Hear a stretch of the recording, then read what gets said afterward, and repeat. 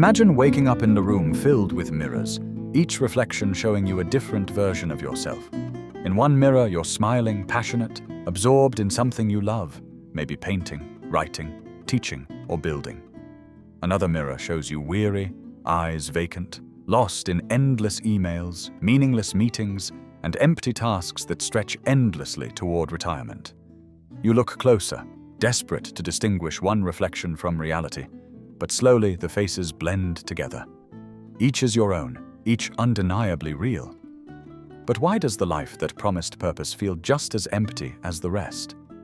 We live under the seductive mantra, do what you love, and you'll never work a day in your life.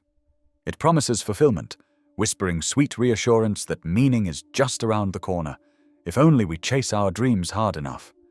Yet, how often does the chase end in disillusionment, the dream job quietly morphing into a hollow cycle of repetition? Why does modern work feel increasingly like a treadmill, exhausting us but taking us nowhere? In this video, we'll peel back the comforting lies we've been sold about work and purpose, confronting a stark but liberating truth. Maybe you're not broken for feeling empty. Maybe the system itself thrives precisely because you do. To navigate this unsettling landscape, we turn to David Graeber, an anthropologist whose work exposed a hidden epidemic at the heart of modern society, what he memorably called bullshit jobs. Graeber wasn't just a philosopher or an academic. He was a keen observer of human life, curious and compassionate. He spent years exploring the quiet desperation that haunts our offices and cubicles, talking with countless individuals whose jobs seemed entirely pointless, even by their own admission. His groundbreaking book, Bullshit Jobs, didn't merely catalogue the absurdities of modern labor. It illuminated why meaningless work persists and how deeply corrosive it is to the human spirit. As Graeber himself put it, huge swathes of people spend their entire working lives performing tasks they secretly believe do not really need to be performed. But why? How did we end up here, shackled to routines that numb our souls and silence our deeper longings? And most importantly, can we awaken from this dream-like state and reclaim a life filled with genuine meaning? To answer these questions, we must first look honestly at the quiet stories we tell ourselves about success, identity, and worth. Stories we've absorbed without ever realizing it. We live in an age defined by connectivity, yet the closer we look, the lonelier we become. Behind each carefully curated LinkedIn profile or Instagram-worthy office photo lies an anxious whisper. Is this really all there is? Think about the modern workspace. Open-plan offices, brightly lit cubicles, endless group chats buzzing quietly with urgent yet utterly meaningless notifications. We're expected to feel grateful, productive, ambitious. But behind the smiles and small talk, the gnawing sense of emptiness quietly deepens. Consider your own day. How often do you end work exhausted, yet struggling to remember what you actually accomplished? How often do you lie awake at night, replaying moments of small panic as deadlines approach, only to realize later that none of it truly mattered? We've been conditioned to chase productivity at all costs, yet most of our energy goes toward tasks that vanish into irrelevance almost immediately. What would happen if, for a moment, we admitted just how meaningless much of our busyness actually is? Psychologists have long explored a curious phenomenon known as the hedonic treadmill, the relentless pursuit of pleasure, success, and reward, only to find each accomplishment fading swiftly into dissatisfaction.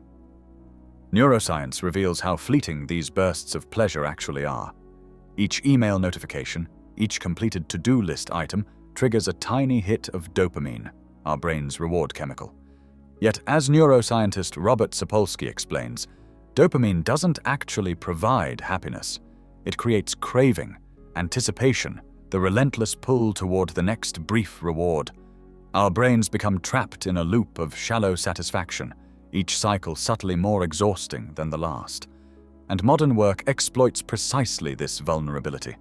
Your inbox, always open, your calendar, meticulously filled, your productivity apps blinking gently, demanding just a bit more attention, a bit more efficiency. It feels as though the goal is perpetually within reach, yet each small victory leaves you more drained, more unfulfilled than before. This isn't coincidence, it's a design. The modern workplace has mastered the art of harnessing human desire and insecurity, turning them into engines of quiet desperation. But pause here for a moment. How often do you genuinely allow yourself to feel this reality? Have you ever stopped midday, caught your reflection in a screen, and asked yourself, is this really what I want? Or is it easier to simply keep going, head down, hoping the next raise, promotion, or career pivot will finally fill that persistent void? It takes courage to admit when our lives have become disconnected from meaning, to sit quietly with the discomfort, and to recognize that our fears might be telling us something vital. Let yourself linger here, just a moment longer. What might change if, instead of ignoring the emptiness, you dared to listen to what it has to say? If you feel this way, know that you're not alone, nor are you mistaken. Some of the greatest thinkers have recognized this same shadow that hangs over modern life. Friedrich Nietzsche once warned that he who has a why to live for can bear almost any how. But what happens when the why itself becomes hollow, when the very thing we've been told to live for, our careers, our productivity, our endless striving, no longer offers purpose? The existential psychologist Viktor Frankl observed something equally profound. Without genuine meaning, our inner world deteriorates, no matter how outwardly successful we appear. He argued that meaninglessness doesn't merely leave us empty, it actively corrodes our sense of self, leaving us lost in a fog of subtle despair. The writer and philosopher Albert Camus echoed this truth when he said, "The struggle itself toward the heights is enough to fill a man's heart. One must imagine Sisyphus happy." Yet today, most of us push boulders uphill, not from courage or resilience, but because we fear what might happen if we stop. And what does happen when we ignore this truth? Quietly, the cracks begin to show. Burnout is now so prevalent that the World Health Organization has officially recognized it as an occupational phenomenon, a syndrome marked by exhaustion, detachment, and a crushing sense of ineffectiveness. Depression and anxiety rates are rising steadily, even as we work longer hours, chase bigger paychecks, and scroll endlessly through aspirational content, promising that fulfillment is just one more achievement away. You've likely witnessed it yourself: the colleague who suddenly resigns without explanation, the friend who's outwardly successful yet privately struggling, or maybe even your own heart quietly whispering its dissatisfaction, silenced again and again until it's almost numb. On a societal level, this disconnection leads to deep isolation, the erosion of communities, and the silent epidemic of loneliness that defines our age.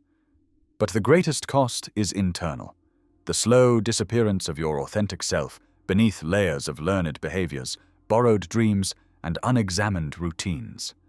So ask yourself, gently but honestly, do you recognize these patterns in your own life? Can you see moments when you pushed aside questions about meaning because facing them was simply too painful? Awareness, difficult though it may be, is always the first step. Without it, nothing changes. Without it, we remain trapped, spinning endlessly in the cycle we've been handed, quietly convinced that there's no other way to live. But what if there is? What if recognizing this cycle is precisely the beginning of your freedom? What if, right now, you could begin to reclaim the meaning that was slowly taken from you, piece by quiet piece? Now imagine a different kind of life, one where your worth isn't measured in metrics or meetings, but in the quiet depth of your days. A life where work is not the center of your identity, but merely one piece of a fuller mosaic, where slowness is not shameful, and rest is not a reward, but a right. Picture yourself waking not to an alarm, but to a purpose of your own choosing. You walk through the day with a kind of lightness, not because everything is easy, but because everything is yours. You no longer ask, "What should I do with my life?" but instead, "What kind of life feels true to me?" This isn't some utopian fantasy. It's a possibility, one that begins not with escape, but with awareness. You don't need to quit your job tomorrow or burn down your resume. You only need to begin seeing differently. So start small. Pause before you say yes to things that drain you. Take 5 minutes each morning to ask what truly matters today, not just what's urgent. Talk to people, not just about work, but about meaning, wonder, fear, and joy. And most of all, notice when your soul feels quiet and when it doesn't. You are not here to be endlessly optimized, managed, and consumed. You are not a productivity tool. You are a human being, aching, breathing, curious. That ache you feel is not failure. It's not weakness.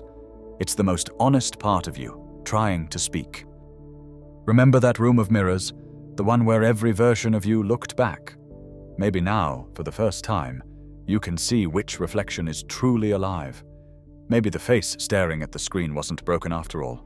It was just calling out, asking to be seen before it disappeared.